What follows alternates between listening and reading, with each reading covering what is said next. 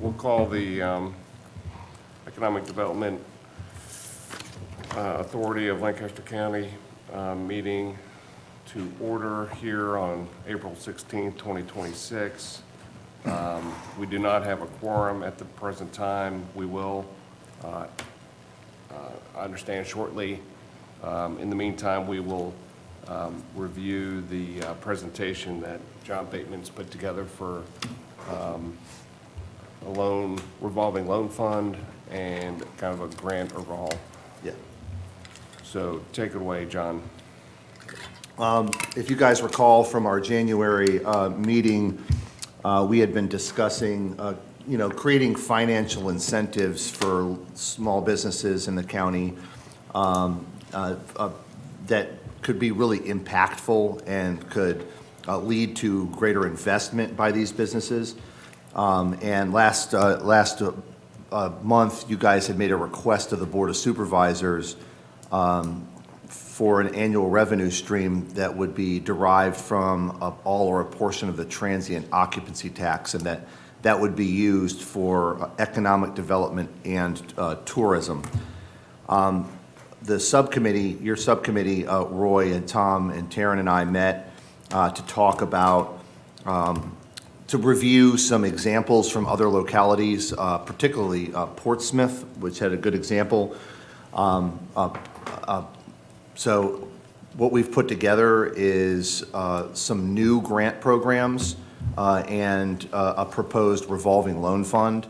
And we'd like to have some discussion here today after this presentation about the particulars of what that could look like. But I guess I'll just up front say that the Board of Supervisors received this presentation last Thursday favorably, and they took action and unanimously approved the transfer of the poorhouse tract funds, the remaining balance of it. I don't have that number right in front of me. I think it's around $320,000 to the EDA for the purpose of capitalizing these programs. And then we had discussed that transient occupancy tax. The Board of Supervisors sent to the Planning Commission a recommendation of an 8%, a raise in the transient occupancy tax from the current 2% to 8%. And then that's going to have to go before the Planning Commission before it goes back to the Board of Supervisors. So there's still going to be some board discussion about what portion of that fund and what parameters the EDA would have if it received it. So I'm going to move into my presentation. So again, Lancaster's transitioning from a single track grant system to a multi-tiered financial system designed to support the entire business life cycle. That's Smart Start, early stage startups, entrepreneurial ventures, supporting established candidates that are ready to scale their operations and expand their market footprint, and then providing a revolving loan fund for major capital investments or employment investments by businesses. And we're trying to create a revolving loan fund that is sustainable over time. So currently, as you guys know, we have this grant program. The total impact since 2013, when records were kept, has been about $477,000 awarded. That's 48 awards. Sometimes it was multiple awards. And, the core was infrastructure build out, job retention and creation. And we want to be able to expand the eligible criteria for businesses and the eligible activities. So the new initiative is the Smart Start Suite. This is really straight from the playbook of the city of Portsmouth, which would be 2 grant programs. All of these programs are designed to fill the gaps of businesses that are in the 0 to 10 year business window. So new startups, 0 to 3 years, a max award of $2,500. Again, size limit for employment is 10 or less employees. And these are just some examples of eligible uses. I'd like to discuss that today. Legal work, marketing, technology fixtures. The second grant, which would be an acceleration grant, so this is designed for businesses that are established, that are looking to take that next step, and they're, between 3 and 10-year-old businesses, max award of $5,000. Again, limited to small businesses with 10 or less employees. Some potential eligible uses could be equipment, professional services, technology. We probably need to have some discussion as to whether, marketing deployment or promotion is something that may help the startup businesses. And then finally, starting at that $5,000 cap for the grant, providing a pool of money for businesses who are looking to make a major investment. So, there are financing gaps, and Tom, I'll actually let you speak to this, and I think you spoke to it in the last meeting, that traditional lenders just overlook or may not be able to take that risk. Come on. Hello. And we have a fifth EDA member. I think we just filled our vacancy, guys. This is how we're making this work today. Do you want him to sit in? Is it okay if he sits in the dais? He could sit back there with a friend. It is up to you, Jen. Okay. It'll probably be easier. He stays with me. I think we all understand mom life. So. Oh, and dog life. Hey, bud. Hey, buddy. It's okay. It's gonna be okay. Hey, sweetheart. Okay. All right. You parent and I'll present. How about that? Sounds great. Good. Sounds perfect. So, Tom, talk briefly about the need for this loan fund. Yeah, and I think we've talked about it here before. It's just to bridge the gap for small businesses and startups that maybe don't qualify for traditional bank financing, to be able to get a little bit better underwriting, easier underwriting, and better terms on a short-term note here to bootstrap their business and get it going. I think we can make a bigger impact in the community by giving these loans larger dollar amounts that they have to pay back. That's why it's revolving, so we get the monies coming in monthly that we can lend back out. It's not to replace traditional financing, it's just to maybe fill the gap that traditional bank financing doesn't cover. And Tom, perhaps to position the business for future lending through a private financial institution. Yeah. Okay. So again, this is up for discussion, but we were thinking somewhere between a $5,000 to $100,000 range for allocation. Perhaps a 3% loan. It'll be based on market rate. It would be fixed rate, but it would be based on market rates. So perhaps the EDA would need to revisit if for inflationary reasons, they needed to adjust the percentage. Again, a suggested up to 7-year term. Perhaps that's flexible based on, the need for the individual ask or request.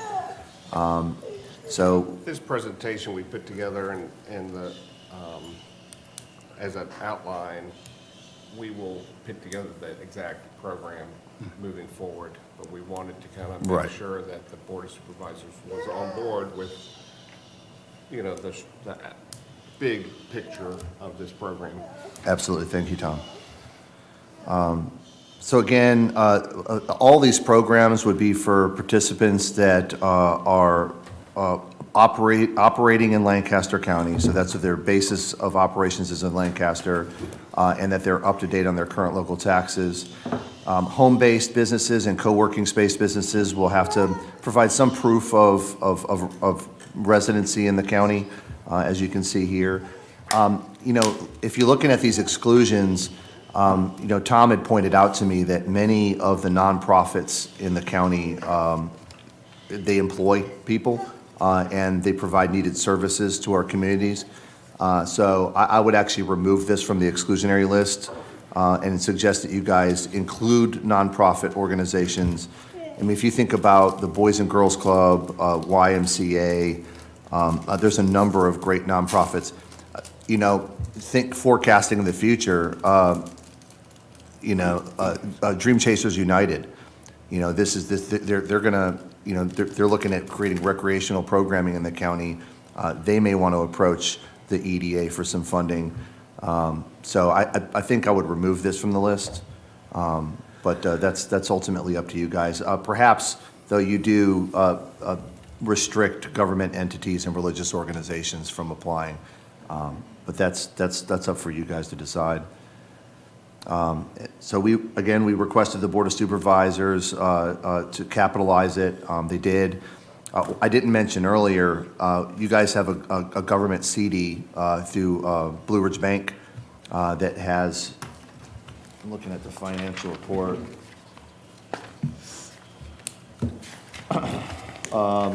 It currently has a balance of $44,504. We talked about perhaps moving that money into this fund. Tom, if you could talk about when this fund is set up for this grant and loan program, like where would it sit? Yeah, we would take the CD money and the poorhouse tract funds and just put it into a bank money market account, and that would be the capital that we would draw from for the loan program. And that would be an interest-bearing account? Yes. Okay. So, look, we know what we're trying to do here. We're trying to lower the barriers to entry for businesses, accelerate growth of businesses, create a permanent source of financial capital that businesses can tap into, and really, I think ultimately incentivizing job creation. So, at this point, I'll kind of open the floor up to some discussion. I think ultimately what we're looking for here today is to discuss the merits of this, and then for you guys to take action to task the subcommittee and myself with building out the program parameters for these grants and loans. Yeah, we've been in touch with Virginia Small Business Finance Authority. They've agreed for a small fee to be the servicer of the loans that we would approve. They've also gave us their basic underwriting guidelines, which are, they're guidelines. And they would help with the underwriting of the package, come back with, what they see, recommendation or for approval or not approval. And then it's up to us to make that decision, because it's our money. But it's nice to start with a set of guidelines. So we need to look at their guidelines, maybe change some things. I haven't really done a deep dive into their guidelines yet. Sure. But it's nice that they would service the monthly payments, from the borrower and keep track of the funds. I think that's brilliant. Yeah. So that was a key piece. Now we kind of have to get into the nitty-gritty of designing the underwriting and kind of what we want to see from the applicants.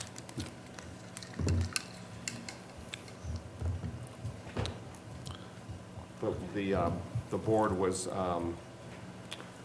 excited about this. And as John led with the surprise that they've agreed in principle to transfer the funds to us, the $300,000 of poorhouse track, and then to potentially increase the transient tax, so we can fund that going forward. And I don't know exactly, but it'd be I think over $200,000 annually would come from the transient tax. 185. Yeah, it was. Do a quick math here. It was roughly 1% in FY '24 and '25 equaled roughly $37,000. There was a discussion because there's the Virginia State Code requires that anything north of 2% up to 5% be dedicated to tourism specifically. Although it's a bit gray as to what that means. I mean, it could be. It's seemingly, and we'll have to speak with our council, but so that percentage, so the discussion of the board was perhaps taking, if they were to increase the tax, to take 5% of it and give it to the EDA for economic development. And doing quick math, that's about $185,000 a year. And that could recapitalize these programs on an annual basis. And perhaps the fund grows and even creates you got a pool of money that you guys could even do other things with. Sure, yeah. The capital should grow. I mean, we're gonna lend it out, but then it, you know, it comes back at 3%. So, you know, obviously we're bridging the gap of need. We wouldn't approve every deal, but, you know, there will be defaults. Yeah, So, absolutely. Yeah, I mean, compared to the roughly $12,500 you guys are receiving annually in your bond fees, yeah, that's pretty considerable, so. yeah. Yes. Did any members have any questions, concerns? So I know that this group will do the underwriting for us, but I don't know enough, I mean, we've talked a little bit about that in the past, about the, like, risk analysis of that. So we're gonna do, have we thought, like, are we at the point in which we've thought about how an approval process will work, or? No, I think that's the Going nitty gritty through the- that Yeah, okay. I think we're looking for first approval from the board here to task the subcommittee with the nitty gritty of what are we, you know, what are going to be our guidelines. Okay, that sounds, But it's also, even in the banking world, we make a group decision, not everybody agrees. sure. You know, it's just like voting here, there might be something that, you know, you need a majority to approve. So that, you know, that would just be all written out. Fabulous. There, we may or may not get into risk rating each loan. That's okay, depending on the amount, I imagine. Yeah. Yeah, okay, But yeah, we can come up with a risk matrix, and sure. that might be getting too technical for Where my what we brain- expect. Sure. That's where my brain goes initially. I did want to go back to John's point, or note about the exclusions early as well. I don't know if we're going to talk about that today, or if this was just supposed to be a high-level presentation for board. I mean, no, I mean, I agree with John about the nonprofits. I also think, I don't know, I mean, the religious organizations, given this is a loan, I don't know that there's a reason we should exclude them, because some of the religious organizations are doing things that benefit the community as well. I know, can't think of the group, and I don't want to butcher it, but the group that has bought the property on Whitechapel has talked about in the past the potential for that being used for a daycare facility. That's in the past, I have no clue what. are you talking about the former Rotary, I mean, the former, Yes, yeah, so the Baptist Association, Baptist and Association, they actually yes. are using it for daycare. okay, so that is something. that would Head be- Head Start's located there. Okay, that would be something that would be helping working moms and potentially doing something for economic development in the area, because daycare is such a problem. I So, don't see that being a problem. They can come here. that's what I'm saying. Oh, Yeah. yes, We can take care of Yes. daycare for others. sure. So just something, plant a seed for us to think about Yeah. how we proceed with that, because I think there could be some benefit if what they're doing is aligned with economic development. So we don't have to work that out today, just planting the seed. Yeah.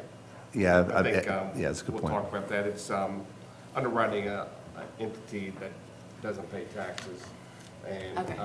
doesn't have a traditional business plan, perhaps, you know, Okay. a church. But Sure. yeah, if they're going to do a daycare as a business or you know, Okay. then, yeah. Okay. It's got to be economic development and job creation. right? Sure, absolutely, Yeah, yes, yeah. So I yes. think we would just say, you know, we're not going to give you money for a mission Sure. trip. Or what, you know, Right, no okay. traditional church. That makes perfect Yeah, sense. yeah. So we'll just work that out. Yeah. Anything else?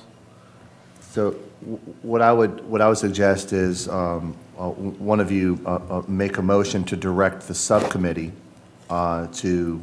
Well, I'm going to, hold tight there for a minute, John. Yeah, sure. I think we'll go back to the top of the agenda. Oh, yeah, and you're right. officially take roll call now that we have a quorum. Yeah. So that we can make a motion and then vote. Yeah, thank you, Tom. Good call. Sorry So, about that again.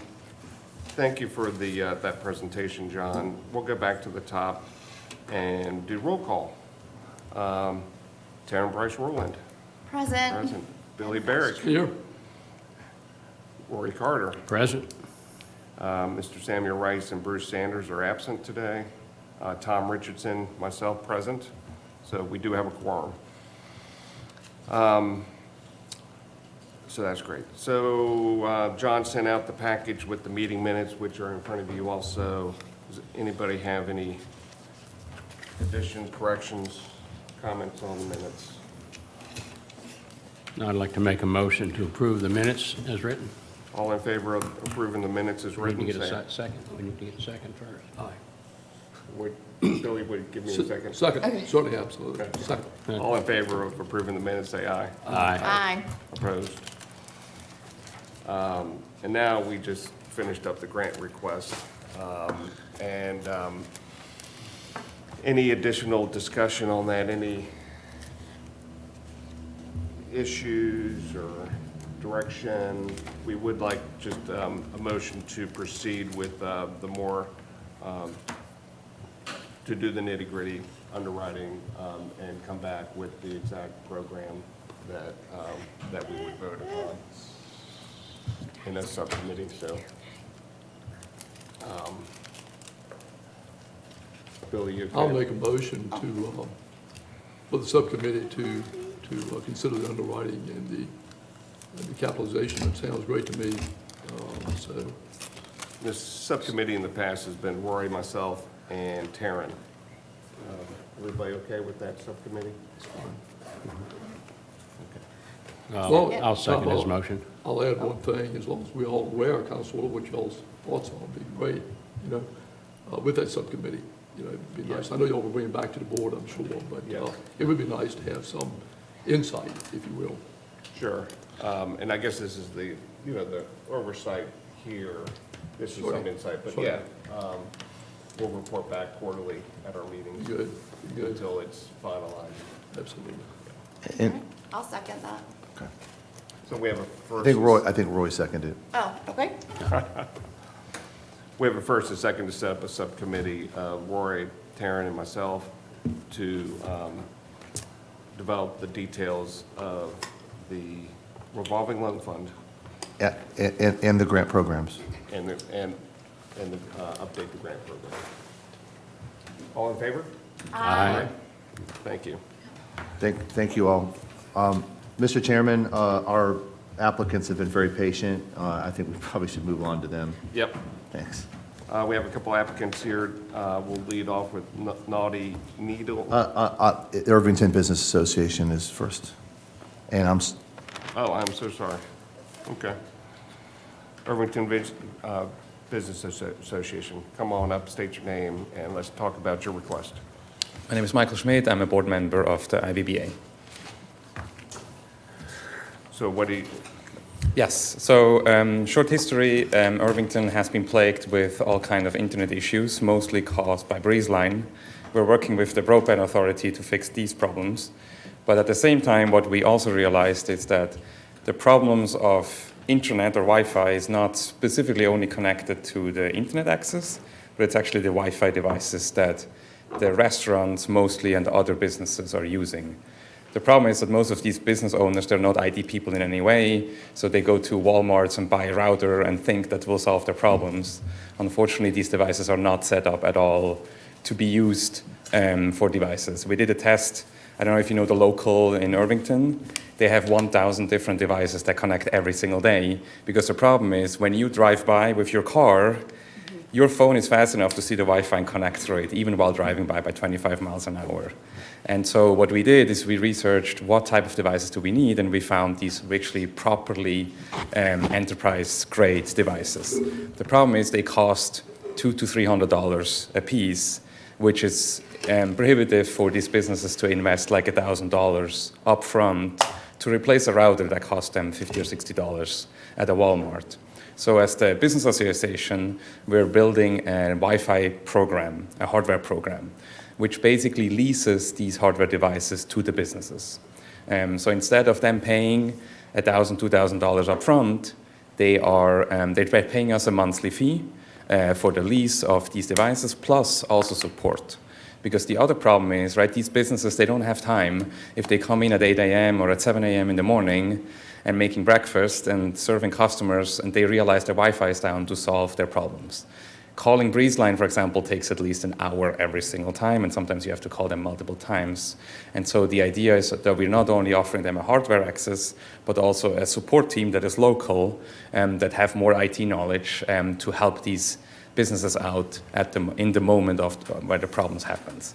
And that's all part of a monthly subscription. So they pay $60, that's the current plan. With that, they get a one-time, or we install the hardware.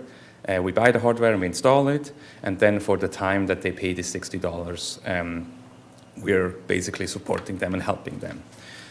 The idea is we reached out to the around 30 members of the IVBA, and so far we have around 10 interested businesses of doing this. And based on the calculations, this costs us around a one-time of around $7,000 to buy the hardware and install all these different devices and things like that. As the IVBA, we don't have these amount of funds. However, we can invest around half of this. So that's why the grant that we asked for is for the total value is $7,000, where we asked for the EDA for $3,500, that we would use to buy the initial hardware for the businesses and set up this program. And in the end, it's going to help, as we just talked about, or as we just heard, it helps the tourism, right? A lot of people, unfortunately, they come to these places and they don't have very good cell connection. That's another thing we're seeing. Now, we can't fix this. We're trying to reach out to Verizon, AT&T, and T-Mobile, but this is a very long process. And so we heard of multiple tourist people that told us that, they're like Irvington, but it's really hard to find your friends or to organize anything, etc. And I think it's probably the same in other areas of Lancaster as well. It's just that tourists have a really hard time communicating with each other. And the hope is with a Wi-Fi, at least in all the businesses, that we can provide the tourists a way to actually enjoy the area, meet their friends, and do that basically through the businesses. Of course, the longer term would be to get much better cell connection or maybe even town Wi-Fi, but that's a discussion for another time. Michael? Yes. So how much are the businesses contributing? They are paying $60 a month. No, the capital to buy all the equipment. That's the idea, that we don't have a capital expense for the businesses themselves. So the $3,500 is basically paid through the treasury of the IVBA. And they're paying right now a membership fee to be part of the IVBA. And we have a little treasury of around $5,000, and we would spend $3,500 of that. Okay. Now, how much has the town of Irvington agreed to contribute? We haven't asked them yet. There is no real grant or anything that we can apply to. They're currently doing budgeting for next year, and we're trying to get something in there. However, right now there is no budget available, at least when we asked Irvington itself. And then you have a financial spreadsheet here, Yes, correct. and this is just the revenue from the businesses contributing monthly? Correct. So on the top left, you see that right now this plans 10 sites. The revenue from the fee is $60 per business, so we're making $600. And we have a capital expense, so that's the installation. That's the $6,682. That's the initial investment that we need to do to buy all the hardware for the 10 devices. And then the maintenance per year is $3,000. That includes support, maybe small repairs like devices sometimes break, etc. And then we have a return on investment calculation. That's the table on the left. You see that in the first year, we would actually lose $2,600 as the IVBA. But then over the next years, as the business association, we have a return because the installation cost will be paid off at one point. How does your revenue grow year to year? Say again? How does your revenue grow over time? This calculation right now does not assume that we get more businesses. This is just for the 10 businesses that start and then stay with us for 4 years. Okay. Oh. Quick, so this is just a hardware subscription. This is not a service subscription. They have to get their own BreezeLine account? Correct. Very good point. Yes. So this does not replace their current internet connection. It is a subscription or service subscription in terms of that they receive support, right? They will have a phone number that they can call if they have a problem with their Wi-Fi, and honestly, in the end, also with their internet. But correct, from a business point of view, they basically have 2 expenses per month. So one is their internet that they already currently pay, which is around $100 to $150, and then another $60 for the Wi-Fi devices that they're going to have inside their business. Okay, and these are unified, so these are prosumer. These aren't actually enterprise grade at this price point. So it's probably more of a 3-year lifespan. Yeah, so they are not fully enterprise, right? Sure. You maybe would go with Cisco or other Right. things. Unify has been more a prosumer, however, they have become quite good. Sure. What we're actually running is I'm part of another association in Irvington. We run the farmers market, and we use exactly these devices for the farmers market Wi-Fi. So we feel very confident that these devices can actually do and set up a massive amount of people. These are, sorry, this is my IT brain Yeah. running here. These are going to be installed purely on a site-by-site basis. To your point, this is not going to be a fully networked system. Correct. Okay. That's correct, yes. So the idea is that basically every business has their own router and has 2 access points. That's the assumption from this plan. There might be businesses that only need 1. There might be businesses that need 3. But they do not mesh or connect each of the businesses together in any way. Sure. Yeah, that makes sense. So security firewalls are not a part of this, but you The cloud gateway has firewall capabilities. So one of the things we're trying to do is we will actually create 2 Wi-Fis Okay. for each of the businesses, one for their own employees and their point of sales terminals, and then a second guest Wi-Fi that people have to know the password and log in and stuff like Perfect that. for They will PCI. be they will be separate Good. from each other. So PCI compliance is going to be covered there. We're not putting. Yes. We're not helping create risk there. Okay. Then who's actually going to do the support? Are you contracting with a local business to do that? Yes. Okay. So initially, it's going to be me. Right. I live in town, and we're going to Okay. figure out how it's going to do. However, we're working with the IT responsibility from the town. It's Chris. His name Chris is Emery? Yes. Chris Emery. So we're working. I'm talking to him to figure out how we could do this together, right? He is not specifically local, so a short problem I could handle myself, or we could handle within the IVBA. However, yes, we need to find we need to find a redundancy system, and we're Sure. probably going to use him. Absolutely. And that's calculated, right? So there is an on-call fee per month in the maintenance fee. So we'll basically pay whoever is responsible. They will get a fixed fee just for the fact that they're on call. Okay. And then for every single call that they will help, they will get paid by the hour. And that's $25 an hour is your thought? Yes. It's what I've heard that these people are charging. It's extremely low, I know. Chris Emery only charges $25 an hour? I mean, I don't know how much this should be public, but this is what. Sure. Okay. Cool. We'll leave it there. Let's say we'll find a way to handle it on that level. Okay, that's dirt cheap. The $60. Okay. I think this is a great idea. I think this is on the low end price point, and I'm worried about, given the upgrades in technology. To your point, this looks like you're not capital or building CapEx in here for this to be replaced, these devices, in 3 years, though, right? This is just the assumption that they'll last for how long? Yes, that's a good point. So we've now used the devices at the farmers market for 3 to 4 years, Yeah. and I would say it reaches the end of it. So Yeah. I would agree, probably at 3 to 5 or 3 years, we probably need to rethink. However, if you look on the table on the left, we're already going to have enough. Or in Sure. the 3rd year, we're going to have a total revenue of $5,000. So we should have capabilities to replace devices as we need.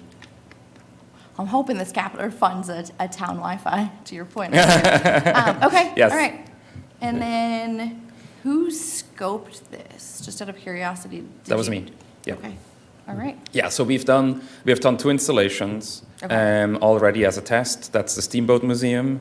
They run exactly these devices, and it works great. They have no complaints whatsoever before. They had always people. The other one is the local in Irvington, and they're actually using the BreezeLine system. So BreezeLine does like a business hardware devices.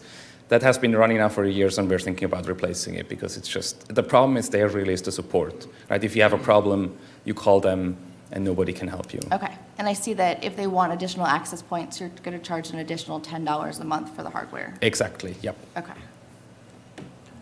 Michael, But- how many- Sorry. Below, but, okay. Go ahead. How many members does the association have, the business association? Right now it's 35. 35. Yep. And you have 10 that are committed already to go Correct, with this program? yes. Yeah, we So need to understand- That may grow more over time? Possibly, yes. So like not every member obviously has a brick and mortar, right? Some Right. people are realtors that work by themselves from home. Uh-huh. And they don't need that. So this program is really for people that either have businesses, like where multiple people come together to an office, or predominantly brick and mortar. So that's stores, restaurants, hotel type of things.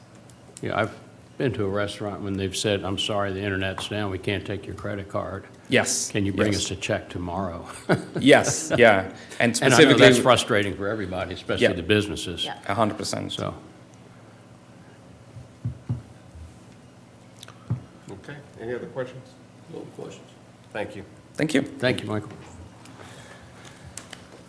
Now we can move on to Naughty Needle. For public disclosure here, I have a personal and business relationship. Chase is our sales employee for Rogue Oyster, so I'll be excusing myself from this, but Chase has relied purely on John for coaching, so I have, she's not got any insider tips. I've been quiet. Okay, very good. Good morning. Good morning. Good morning.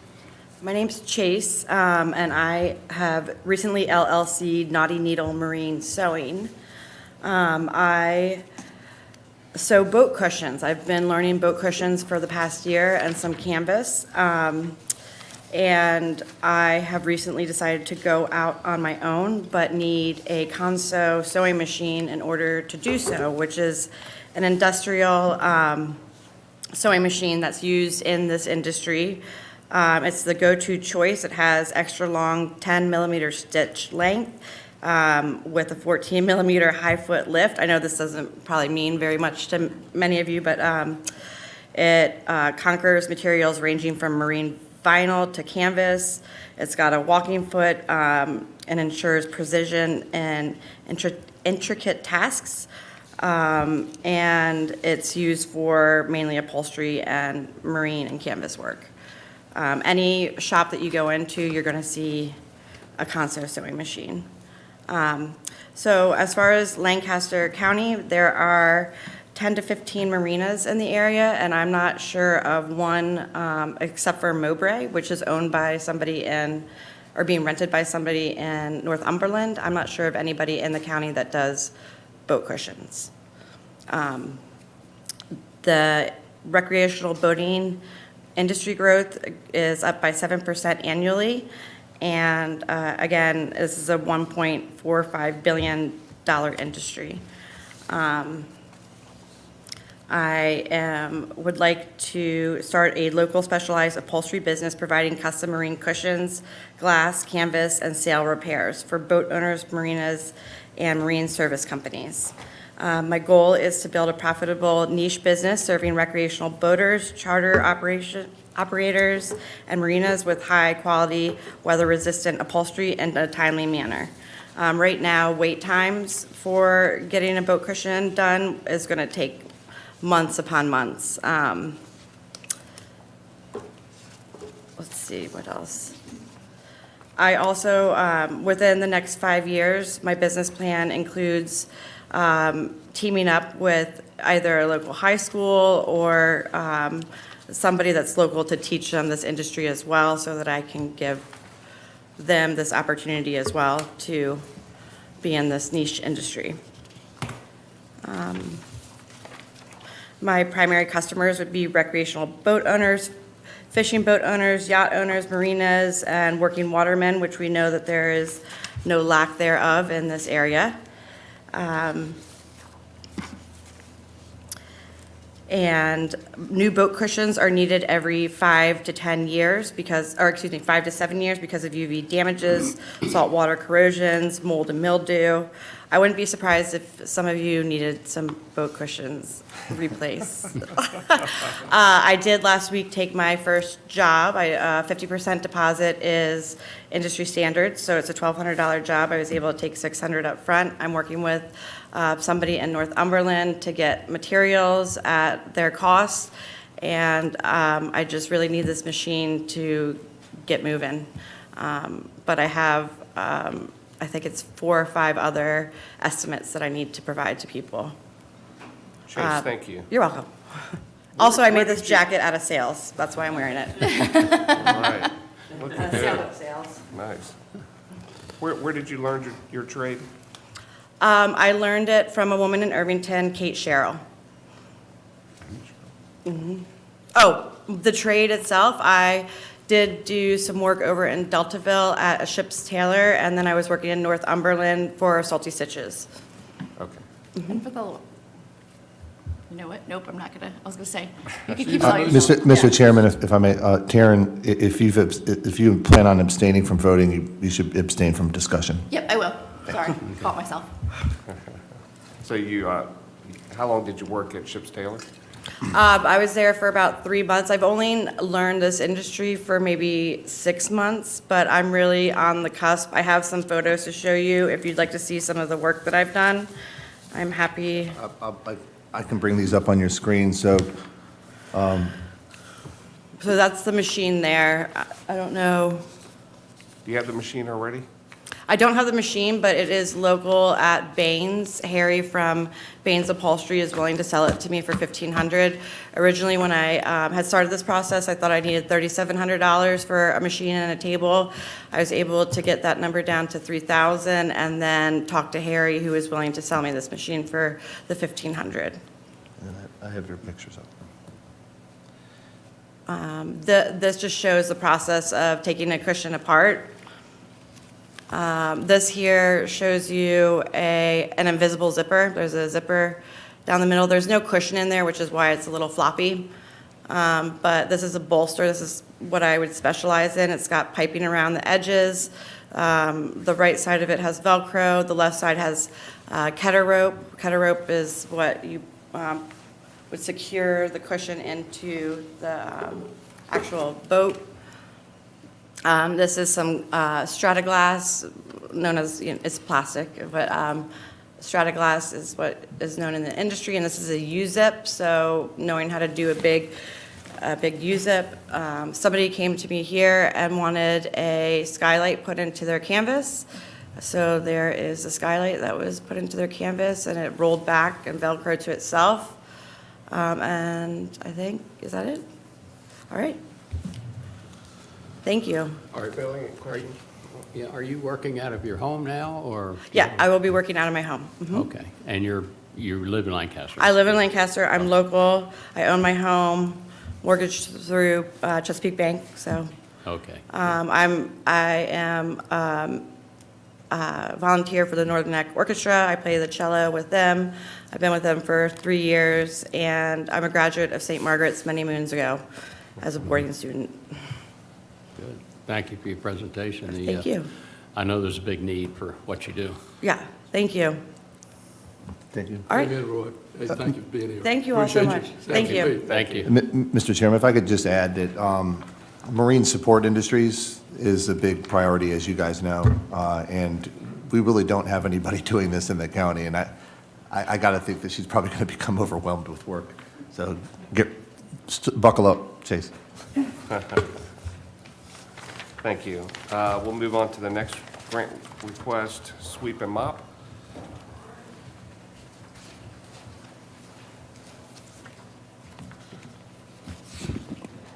Good morning. My name is Forrest. I'm the owner of Sweep and Mop LLC. So today, I have some pictures I'm going to pass to John as well when I get into my presentation. So purpose of my request is we opened up this year of February of 2026. I have over 10 years of experience with janitorial, running a business in Richmond, which I sold a couple years back, moved back out here, we launched a new one. Sweep and Mop LLC is requesting funding assistance to purchase essential equipment from Uline to support the rapid growth of our service operations. These services include junk removal, pressure washing, carpet cleaning, and post-construction cleanouts, all of which are increasing demand daily, especially now that we have a contract now with House Buyers of America and also a few Airbnbs. This is pictures for y'all to look at what we do with junk removals and how many daily jobs we get with those. So the items requested are Uline utility tilt trucks, 2 units. These are essential for official junk removal jobs. They allow our team to safely transport heavy debris, construction waste, and bulk materials, increasing productivity and reducing physical strain on employees. Uline reusable shoe covers used during residential and commercial cleanings for cleanliness, professionalism, especially when working in occupied homes and facility, especially with junk removals as well. PPE is a huge thing right now, and as you see in some of those pictures, we have done some pretty nasty waste hazard removals. We get a lot of those.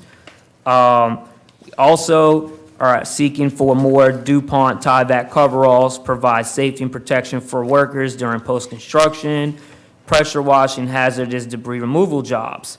Simply Green Concrete Cleaner is required for pressure washing services to properly clean concrete surfaces, driveways, and commercial spaces to professional standards.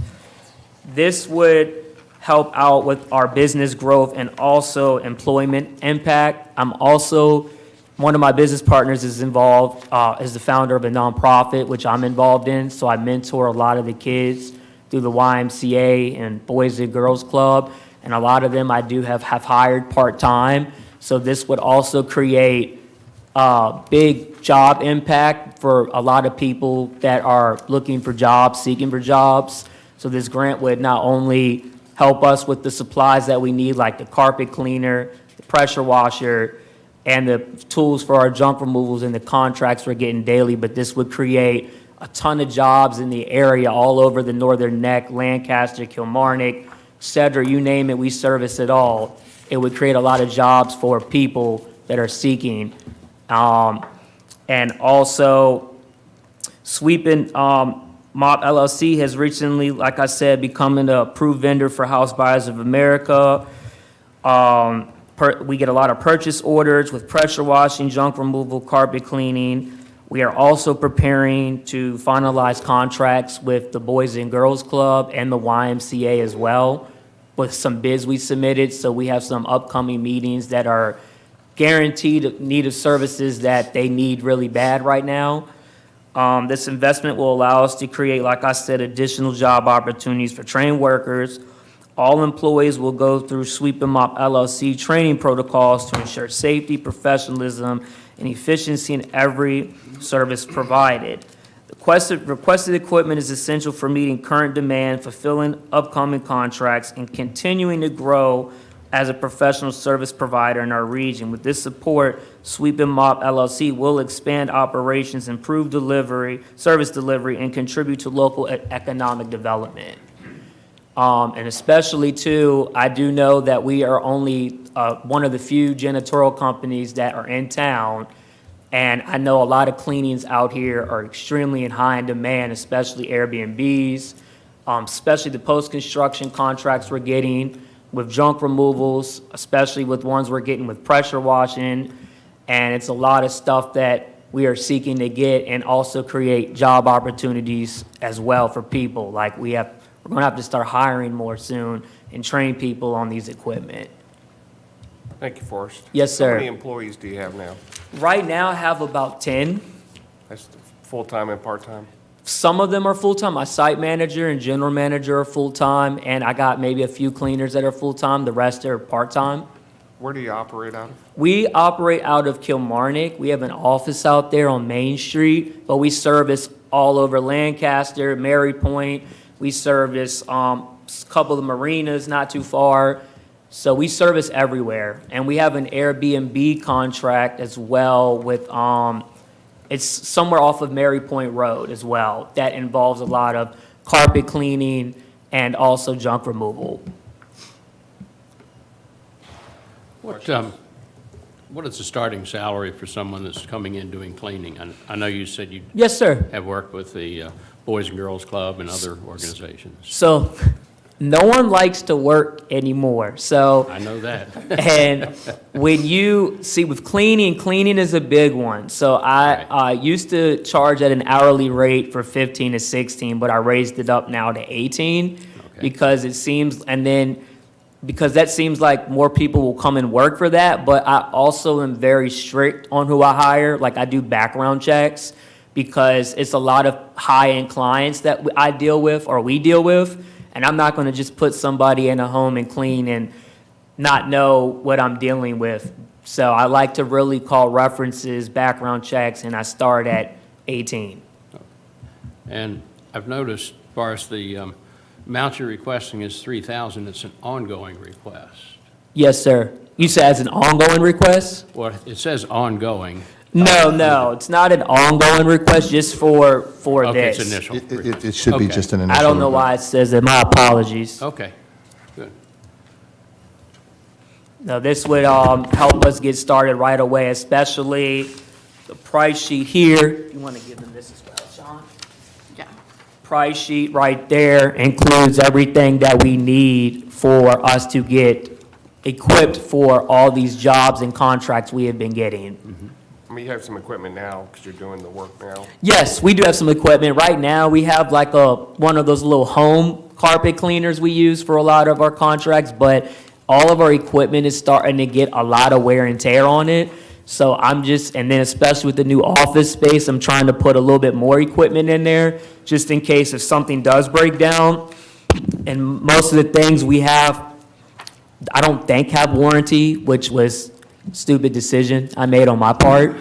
So we are going to be needing stuff like now, because especially with some of the stuff that's being broken now. I know a few of our vacuums are broken now, good ones.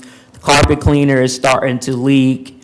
So, and then right now, we've been renting pressure washers for these jobs, and that gets to be expensive from Rappahannock Rentals. So we are in need. So how much total capital, usually. Capital, are we asking for? Yeah. 2,700 off of there where it says it's a total, Right. yes, sir. So we typically fund like half of the, of a request. Okay. If it's gonna cost you $3,000, we try to like match funding. Yes, sir. So do you have funds to put into the capital purchase?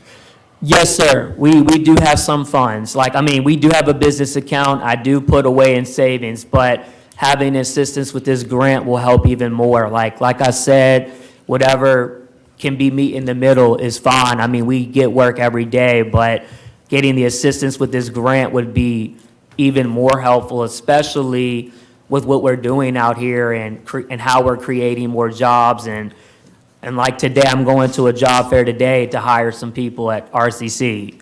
So, we're really in demand of hiring and training people on some of this equipment. How much would you say you've put into the business already locally? So far, I've probably put over a few thousand, Okay. probably more. Just because the first job I ever did was a junk removal job like months ago, and that one, let alone, I split with my business partner. I think we both walked out with like almost 2,000 each.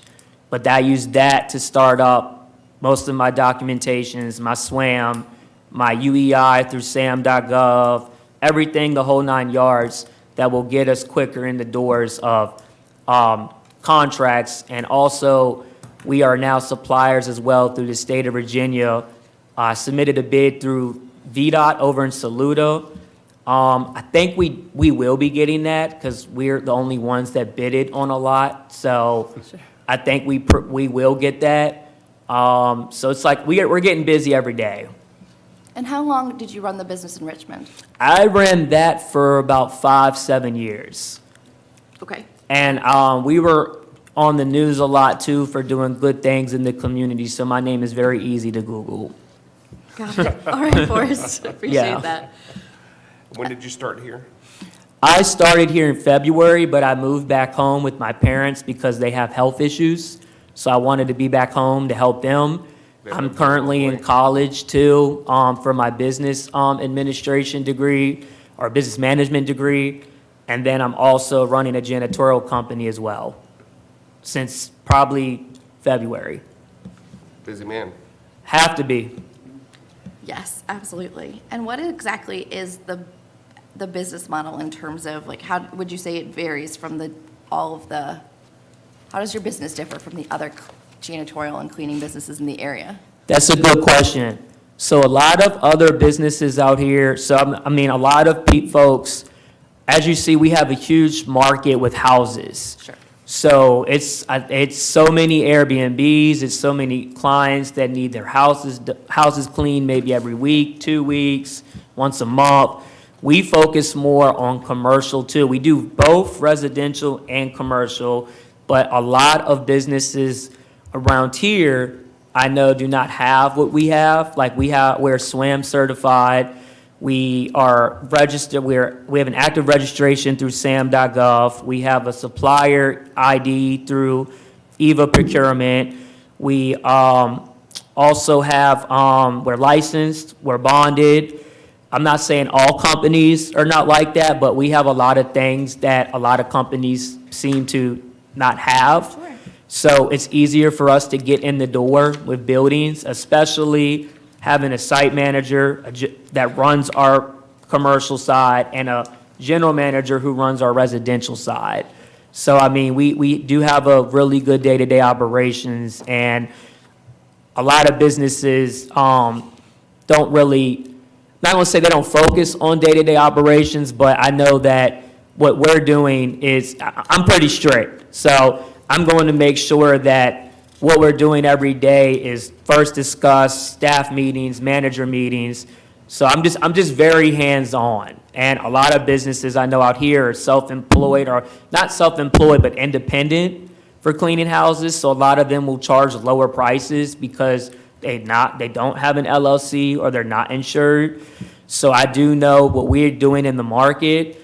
I hear a lot all the time from clients we deal with that there's not a lot of cleaning companies out here that have the employees that I have, the experience that they have, and also an office that's literally in town. So it's a pretty good market for us out here, and we are different for that reason. Awesome. And you said you have a business partner? Yes, I have two. I have a guy, Mr. Keats. He handles our junk removal division because he is the one that put up a lot of money into the dump trucks and stuff. I couldn't put up to that. So he has made his fair shares into the business to help us grow. And I also have another guy, Mr. Hall. He does our pressure washing, but like I said, we've been having to rent pressure washers. He's just the only guy I know who is very experienced. Been doing it for like 20 years. Gotcha. Okay. Yep. Any other questions? No questions. Thank you very much. Thank you. Yes, sir. Thank you. John, I have a quick question. Can I leave? Because I gotta go to the job Oh, fair. yeah, no, yeah, but please, they'll go into closed meeting after this nobody anyway, needs so to- everybody's have to leave. Okay, And okay. the decisions will come later. We'll And- be doing private discussion. Okay. Thanks for your Yeah. patience. I Thank really you. appreciate it. Yes, sir. Thank y'all. See you guys. Thank you. I think we have a right. walk-on request also that's not part of the package. Yeah, my apologies, I neglected to put Joe's Grill, this is Joe from Joe's Grill, Hey, Joe. and he has a request. Good morning, everybody. I'm Joe Souders. I own Joe's Grill in Kilmarnock. I'm just looking for a little help for advertisement and marketing, a little bit of marketing, and a kind of a menu sign. It's for radios, newspaper, and menu boards, and like a roadside sign. I think my cost would be about $1,500.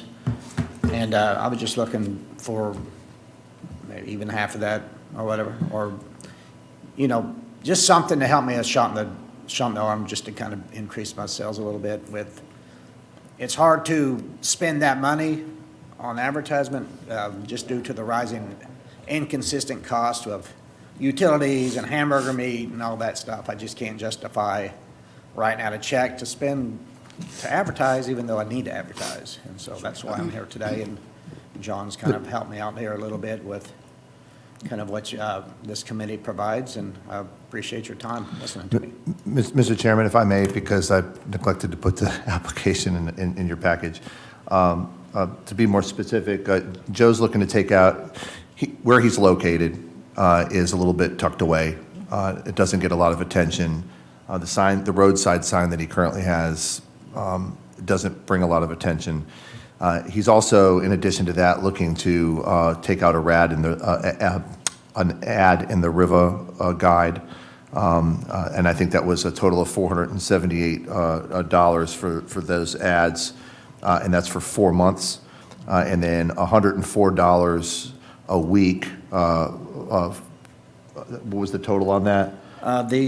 For 4 weeks for a radio spot. It's like 100. And that was WeGo and Bay FM. Correct, yeah. And then, and additionally, he has a menu board on the side of his truck that advertises his menu items and daily specials that he's asking for funding to replace. For context, Yes, for you bought Terry's, is that Correct. correct? That is behind Steve's. Yes, ma'am. Steve's ice cream. Yep. So you are definitely tucked away.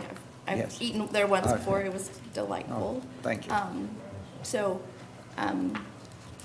But I don't know, when exactly did you take over the business? This is my third summer, so I bought it August 1st, 2023.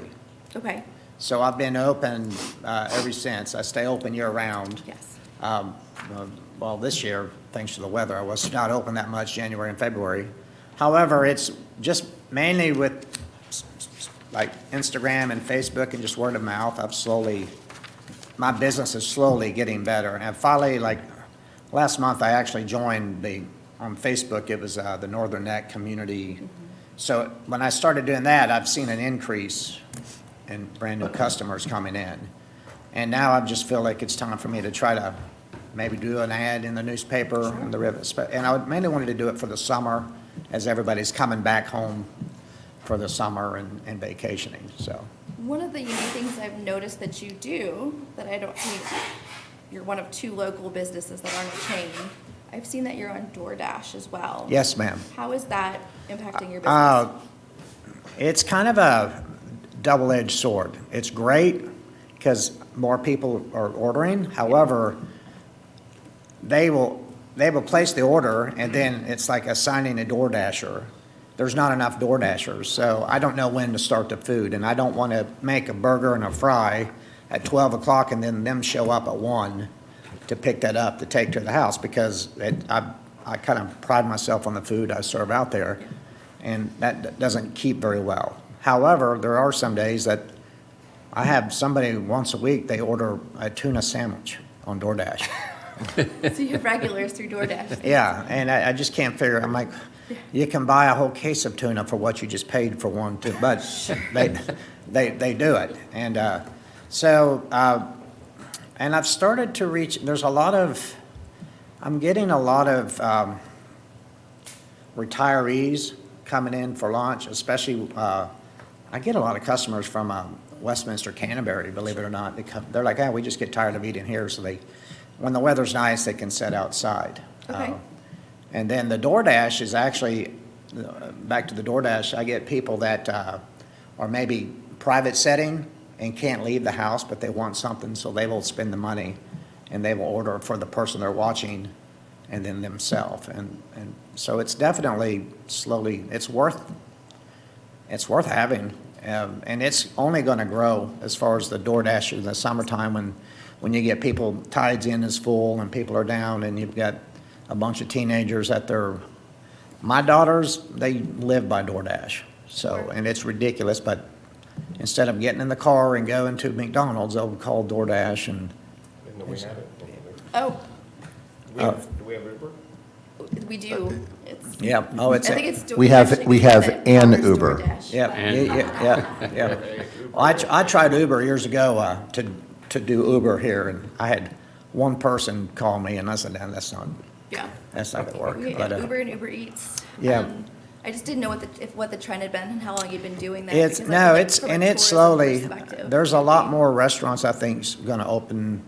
Once you figure out you gotta raise your price to cover the expense, so I had to raise my prices on like 35% on the DoorDash, because if not, they'll take, so I'm like, if they're willing to pay it, it doesn't hurt me, I'm not delivering it, so. Joe, how many employees do you have? I have 2 part-time employees that I have one on call, and then I just hired another one. So theoretically, I have four employees that help me out. They don't work, but maybe I probably spend about 30 hours a week on labor. 30 hours? But, yeah, and the thing is because I'm open from 10:30 to 3 some days, and I'm a food trailer.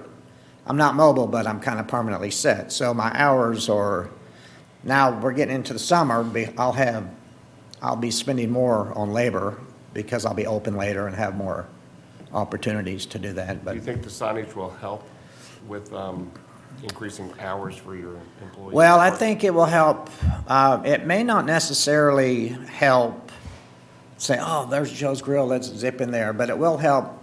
Oh, I'm looking for Joe's Grill. Like, they look me up on Google and they have a hard time finding where I am. But if they see the sign, oh, okay, it's back here.